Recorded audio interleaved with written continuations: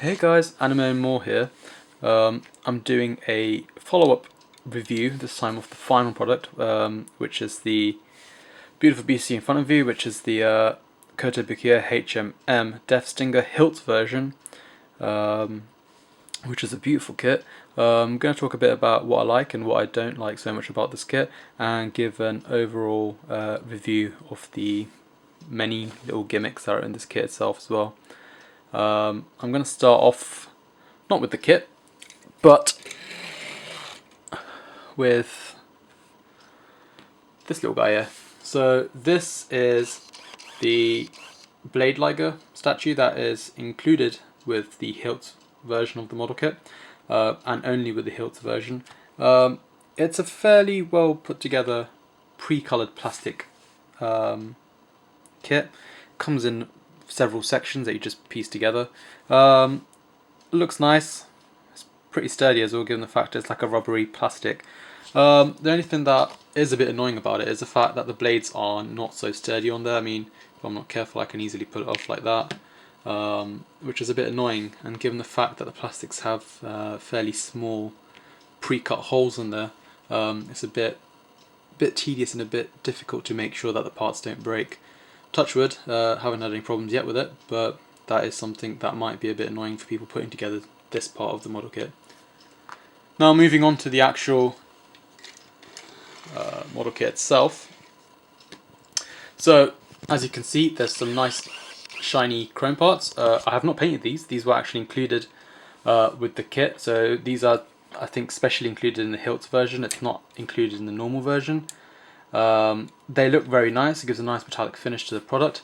One of the annoying things about this was the fact that they're quite difficult to put together.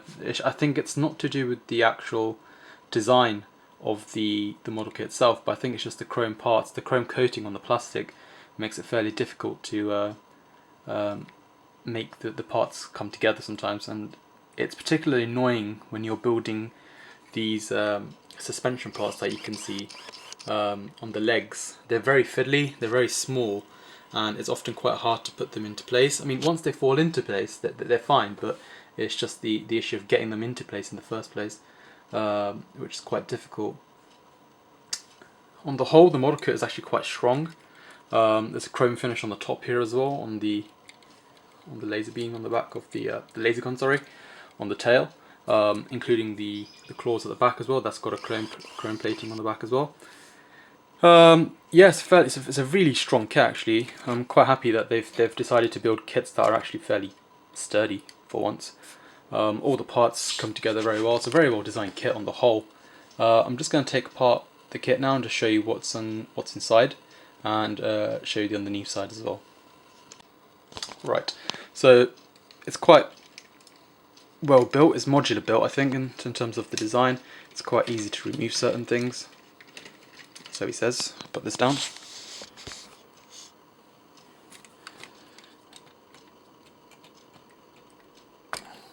Yep. So that is the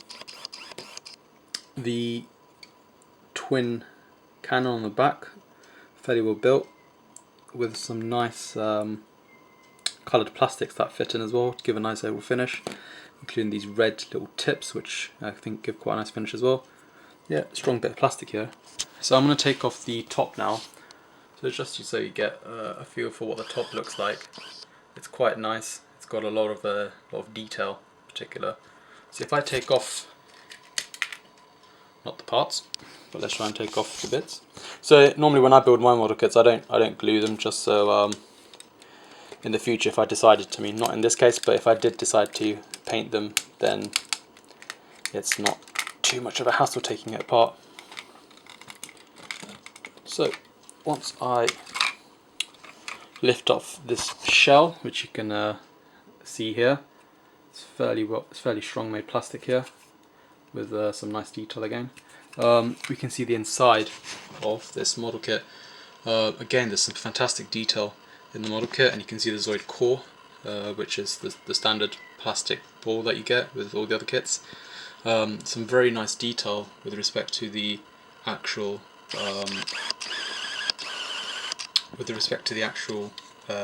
engine, if you want to call it, of the model kit. You can see some nice fan-like detail and some nice pipe work that we'd expect.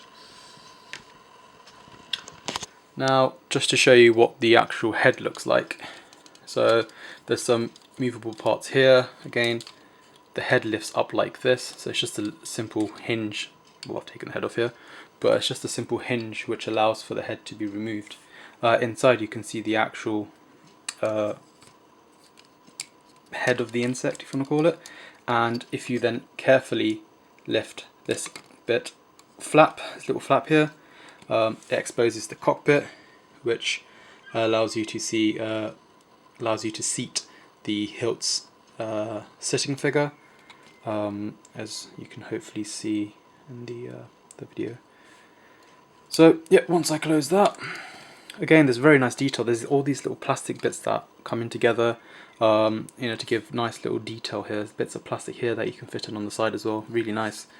You can close the top, and you've got the head, overall head, which is a very sturdy piece of kit. I'm very impressed with the build quality of this model kit this time. I was expecting, some issues with it, but on the whole, it's been very sturdy. I'm very happy. As you can see, it's a reasonably big size kit. The claws, there's two sets here. So there's the inner one, which is smaller, and then the outer one, which are slightly bigger and chrome plated. The inner ones are not chrome plated.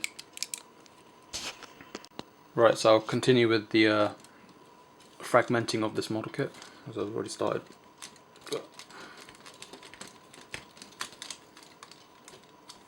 Let's continue with the removing of the claw. I'll only remove one just to give you a rough idea of what to expect. So in this claw, you see some very nice, obviously, chrome plating, as I've shown you before. If you push this claw in, it exposes a cannon within the works, which you can actually pull out if I'm not corrected. As you can see here, which is very nice. Nice bit of detail there, and the inside of the claw is also very well.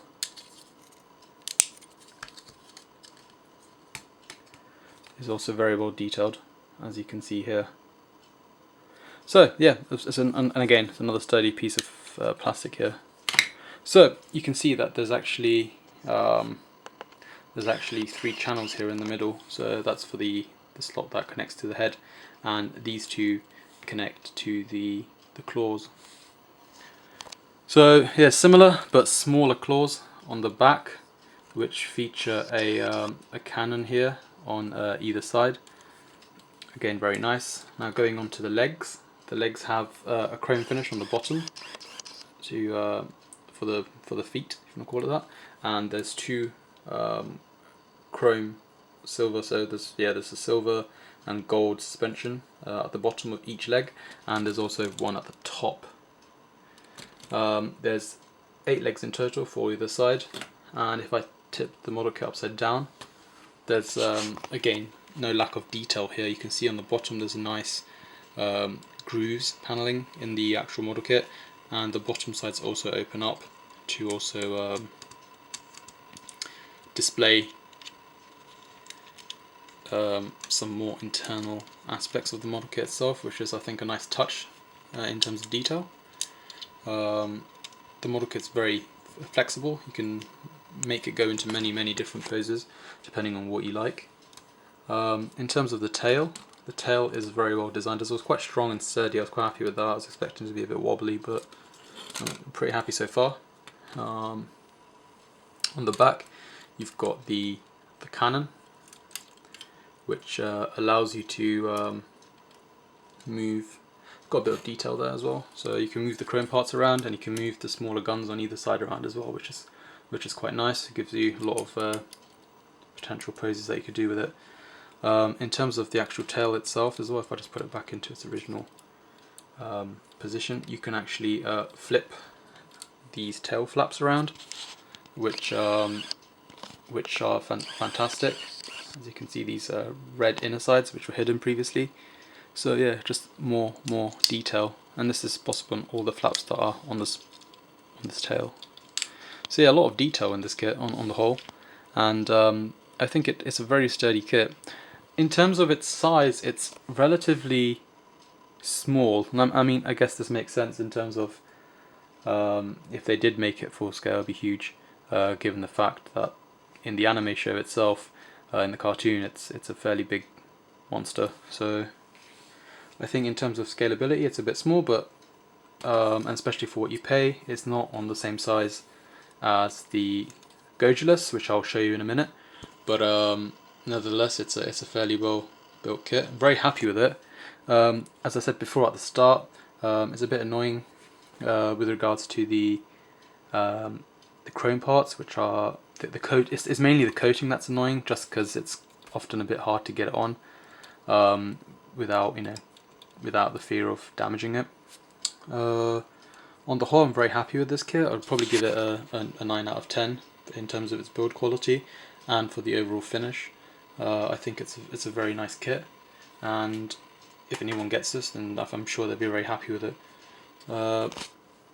In terms of comparison for size, I'll just, if you give me a minute, I'll just compare them to some of the other kits I have.